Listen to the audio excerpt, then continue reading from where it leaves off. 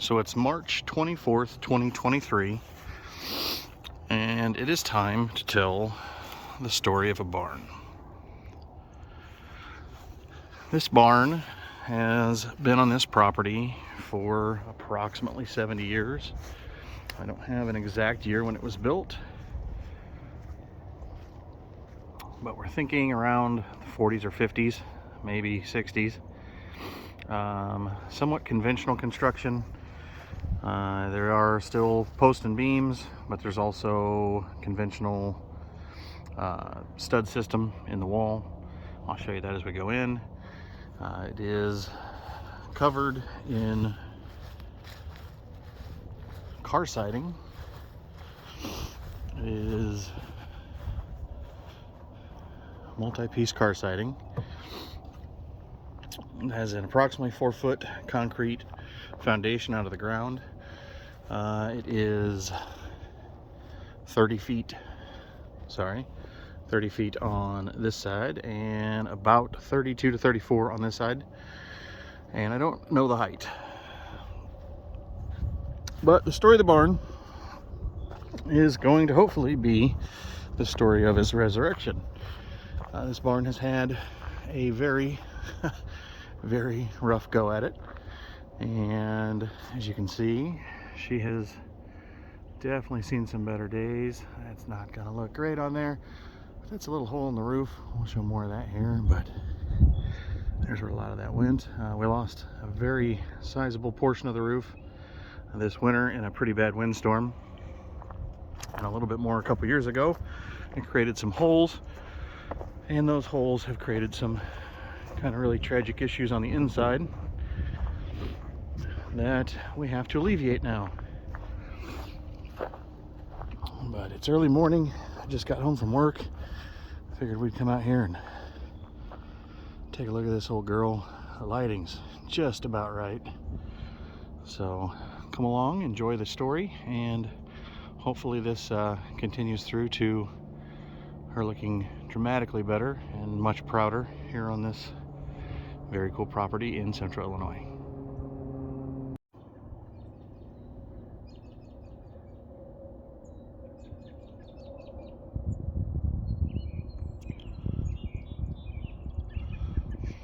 So our story is going to begin today with why we are making this video. And if you have ever done any sort of construction, you've already spotted it. There are some issues. Due to some storage issues here at the farm and needing to possibly add on to this and use it as some storage, we had to come out and do some assessment on it, and we have found that this old girl has got a little bit of rot. This concrete foundation here was built with a double sill plate, which of course back in that era certainly wasn't treated, and over time has collected some moisture and rotted. We'll show you some more of that. But that rot has continued up into the posts, up into the studs, across a lot of the sills here,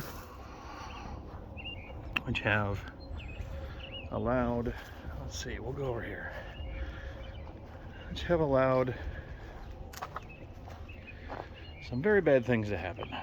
So these posts, zoom out a little here, these posts should not move.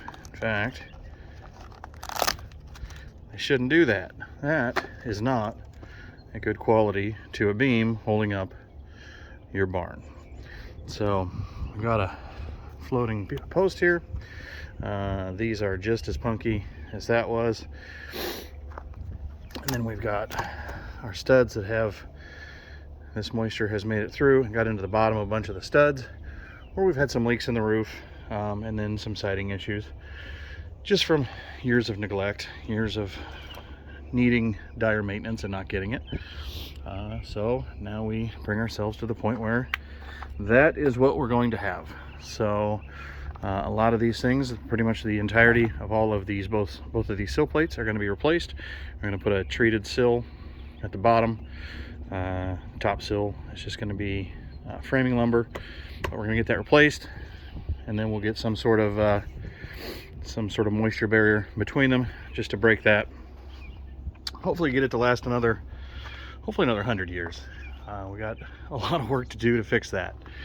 One of the goals to restoring this barn is to be able to use it as storage, not only inside, but a lot of barns of this era and previous eras would have wings, and those wings would come up off of the eaves up here, and they would extend out 20-25 feet, and you'd have storage on the side. A lot of people call them lean-tos, and lean-tos usually are a little bit smaller, but we're going to hopefully get as much storage out of this as we can. But we've got to be able to attach into this building and on the inside of this wall.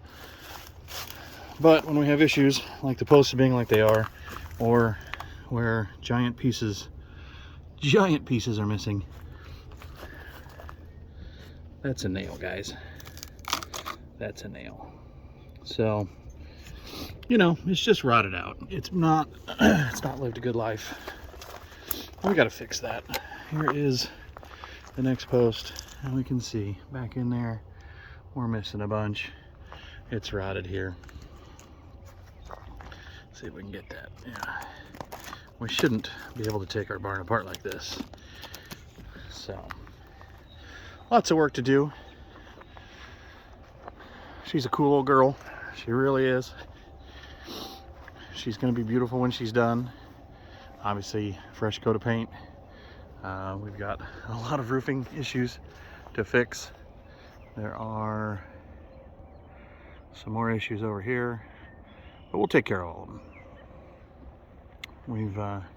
We spent about the last week going over everything we can find on it. Made a pretty comprehensive list, and now it's time to put that list into action and start fixing stuff. So we'll go inside and show you some of the issues inside that we have to take care of as well. So welcome to the front of the barn.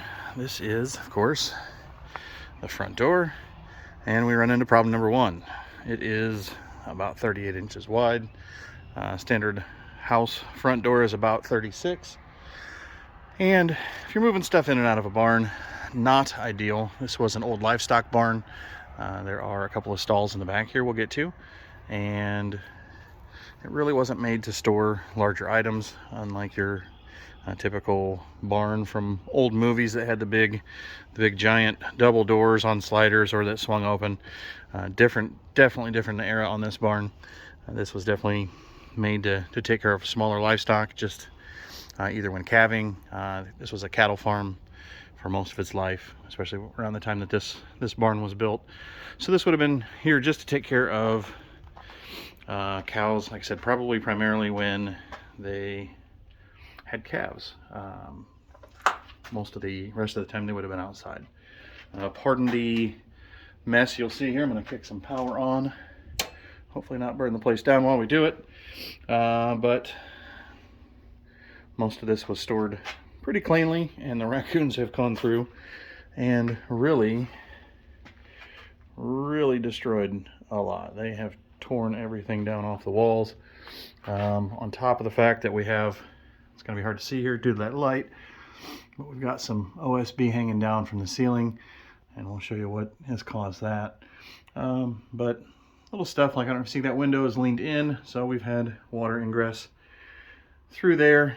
It's created some moisture issues there below it, some rotting issues.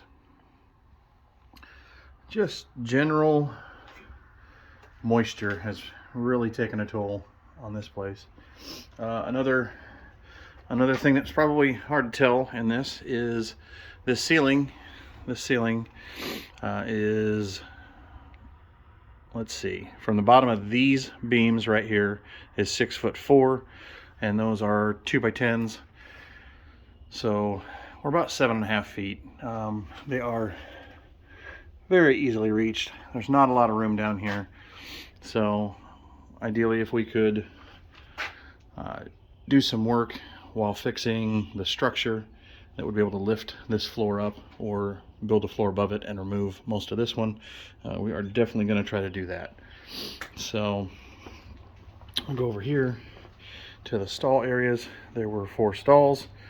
Originally, this barn had hand-hewn timbers, as you can see there.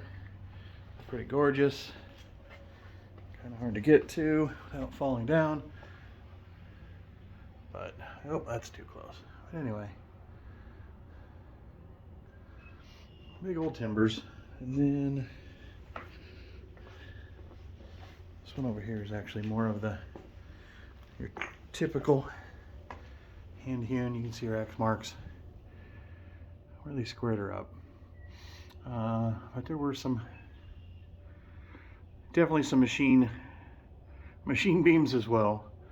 That is not a crack, that is just a shadow from that wire right there. But original staircase has been blocked off. There's a new staircase that somebody attempted to build. So I have to fix that as well. As for the construction, like I said, there's a double sill. You're gonna have a double sill. You're gonna have a 2x6 stud, and then you're gonna have a ledger board up top, which supports your floor joists up above, which are very hard to see right here. Let's see, maybe this way is better. So there's your floor joist holding up the floor above. There's your ledger board that would hold the weight of those. And then this would be a ledger support. 2x4 on edge on the front of your studs. And that's pretty much the construction all the way around. Essentially, you're looking at two structures. The outer barn and then the inner floor structure are basically independent of each other, other than obviously they're tied together, but cannot live independently, but we can modify one and then the other to satisfy some needs that we have for what we want to do here. So it's kind of a good thing. We don't have to tear the whole thing down or lift the whole thing up to get the work done that we need done. Speaking of reasons that it's a good thing, it is problems like this. That is upstairs. That is all missing, rotted. This poor barn has got itself a skylight, and it is definitely not a planned one. But that skylight has let moisture and snow fall down in, and it has absolutely ruined a lot of these floor joists. And there were some very large contributing factors that we'll get to once we get upstairs. But all of these things we need to alleviate, take care of, so that we can keep the barn, excuse me, almost fell down there. But things we need to alleviate so that we can keep this barn in good shape, or at least get it back to good shape. You can see in a lot of the places over here that where you can see light, there should be, that is, let's see, that is actually the top plate. There's a bottom plate missing out of that. You can see over there, there's two, and then it disappears as it rotted out. And then we go back to two over here, kind of. They're pretty soft over here. Got a little morning sun coming through. Same kind of issues over here. Some of it's been cut out, some of it's rotted out. Some of them have collapsed. There's just a lot of structure, that needs replaced. Just a lot of not good issues. So we're gonna fix them. Well, I'm gonna head over to the stairs here, and we'll start once we get upstairs and show you some of the issues that are causing some of the biggest problems in the barn. So from the front door, we're back over here to the grand staircase. This is the replacement staircase to replace the original, which I don't know if we're going to have enough light to see. We'll throw the flashlight on here just a little bit. But that is steep, and it's been covered off at the top. So they decided to do this because the previous owner, every Halloween, would have a haunted house, and he would invite friends and family over to come enjoy his haunted house. Red rum. There's all kinds of scary stuff here. But a lot of that's been taken down. We pulled a lot of that stuff out. You can see there's stuff spray painted on the walls just to be spooky and scary. And part of that came upstairs and up into the attic area. I have used this for some steel storage, and obviously that's all gonna have to come out to fix what we need to fix. But the primary concern here is that although generally speaking we do have some conventional-ish framing here for a staircase, we've done some kind of scary things here, and they definitely need to be taken care of, undone. Probably undone is probably the best word. We have a 2x4 sitting down on the floor, and one more right there. And this is a 2x4. It looks sistered here, but it goes down to one. And those are supporting these two joists. Those two joists have been cut. And so is this one. And so have all the ones over here with no actual real support. The original beam that we showed from the other side came through behind those old stairs. Those old stairs came and sat right off the edge of that, and it's been cut here. And that beam would have come across somewhere in the area over here and tied into the wall. Or at least, I guess it does have a support there. But it's clearly been cut. But none of this is supported properly. You know, we're dying into some bracing. These steps are horribly crooked in the downward angle, so when you walk down, you're definitely toe down. The spacing's not even. So definitely an area to start some of our work. We've had quite a bit of friends who have come to visit, uninvited friends, and they've left their telltale signs. Also, another reason to get this place sealed back up. So a little bit of light, probably too much light, but you can see, just like on the shot a little bit earlier, this is just another shot of that same framing, where we have a stud, a ledger support. Here's our ledger board, and these are the floor joists. These are the floor joists that they have cut. Normally, obviously, those would extend out and tie into these that are hanging out here, only supported by 2x4s.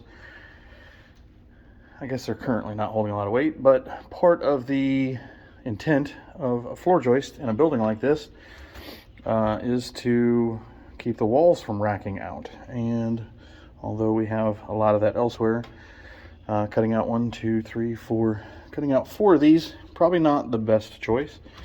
But here they are, easily fixed. Like I said, we're gonna bring these up. They're probably gonna end up here eventually.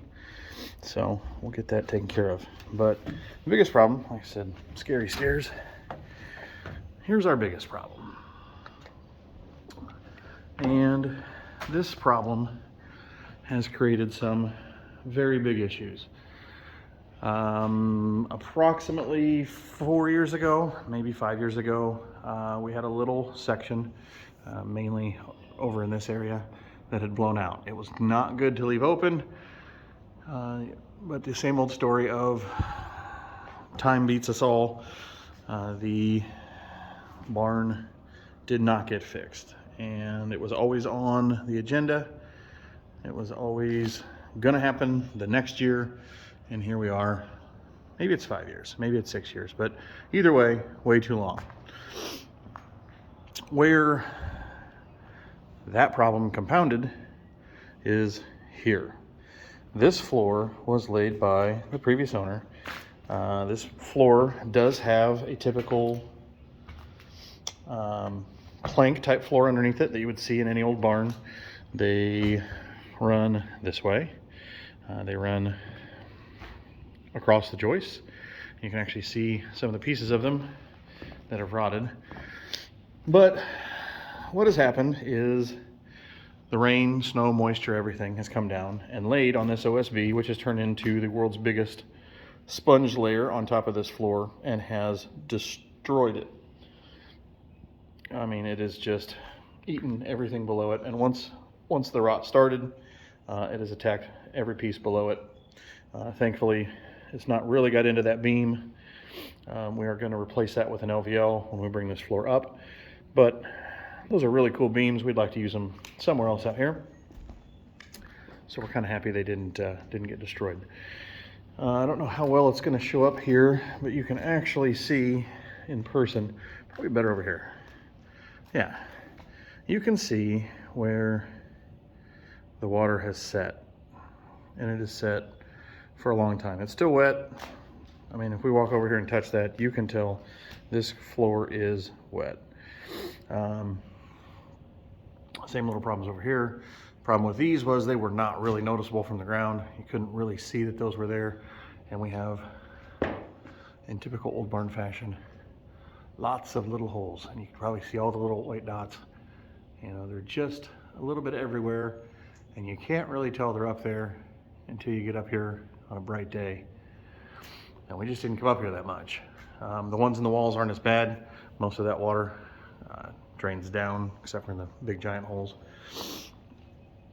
But where we also have issues here is, again, this will be hard to see, but as we come over here, again, we have what would be considered a top plate for your conventional construction.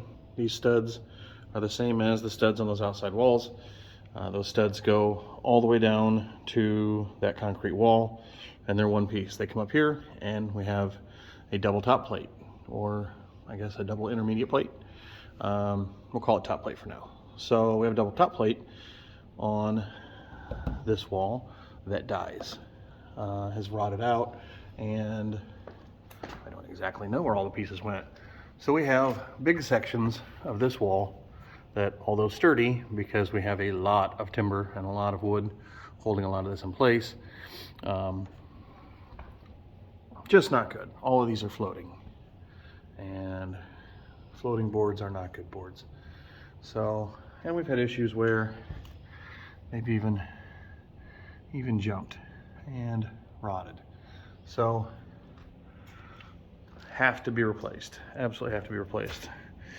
The old hay door out the back, we actually kicked off last night to get us some light and kind of an escape hatch in case we have to get out in a hurry. I want a hole to get out of in case something in here lets go. We're really truly stable at this point, but you know, better safe than sorry. Again, another hay door at the front. This one obviously's been closed off a little differently, but same situation. That's going to come off. We're going to open this girl up. All the old feed doors are all going to get opened up so that we can get as much air blowing through here as we can. It is definitely early spring. It is definitely going to rain a lot because of course we're going to try to do this, and the weather of course is not going to play along with us. So as we move on, obviously to fix a structure like this, some people would think the first thing to do is get that thing covered, get that hole covered up, and we are definitely going to cover that hole. But the first thing we're going to do is not fix the roof. On a building that has damage like this, you have to build from the ground up. You have to have a solid structure. You have to have a solid base. And the only way to have a solid base is to have all of the feet touching the ground. And when we say all of the feet touching the ground, all of these guys back down there, they've all got to be touching. And all those that are sitting up there, not up on that ledge, where all that ledge is all rotted, all has to be fixed. And once that's fixed, we can move on to the next thing, and we can go through and we can fix the studs that are damaged, the 2x6 studs. This floor Like I said, this floor has to come off for obvious reasons. It is not wet out here in the field, but it is definitely torn up. It has been wet. It has been weathered. This stuff is absolutely not designed to be out in the air like this. So this is going to come up. We're going to expose as much of the original planking as we can. We are going to absolutely try to save as much as we can. There is going to be a massive amount of loss, obviously, in that entire area. That little tack room when we first come in the door to the right. I said we'll look at that when we come up here. And that whole ceiling had dropped in. Well, that is all right there. And as you can see, dry, very wet, very wet. It has not rained, at least not in any substantial amount in several days. And that is not drying. So we have got to get everything dry, got to get the air moving. And that way we can get all this stuff up. We're gonna have to remove a lot of this from the bottom, or figure out a way to do it safely from the top up here. Same with this over here. This is going to be an issue, this corner, with the water that's coming from this side, but definitely feasible. The goal in this, like I said, we're 7 foot something, 7'4", 7 something down there, and we'd like at least 8 feet. And if we're going to go 8 feet, we have approximately 30 inches to play with here. These are the structures that go up and tie the ridge down to both sides. That keeps the barn from wanting to push out. Those hold this wall from wanting to push out from the top of the gambrel pushing down. So the gambrel pushes down and it holds onto this, but also keeps it from kicking out. So also is what the floor does. So support up, support in as well on these floors. So we need to keep as much of this floor intact to keep the outside walls from kicking out. So what we do is we build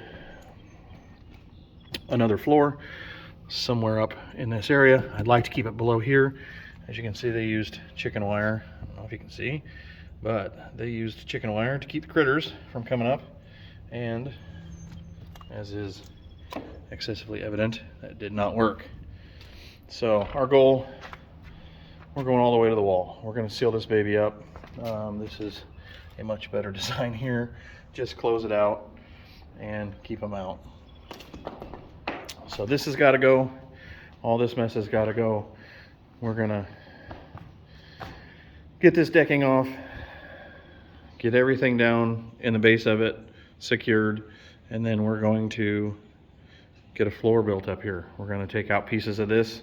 We're going to use the current floor as structure, and we're going to build as much of the new one around it as we can, and slowly pull pieces out as we add new pieces in, so that they can live roughly in the same area, one right above the other. But there's a lot of stuff that's going to have to live directly one right above the other one. So as we take one out, we can add a new one in, and we're going to do that as safely as we can. So again, this is kind of the intro as to what's going to happen this year with this barn, and hopefully we'll have some cool updates as we go along. I've got some friends that are going to come out and put in some hours with us, and hopefully we'll have a nice fun summer of getting this old girl back where she belongs. So we'll see you soon.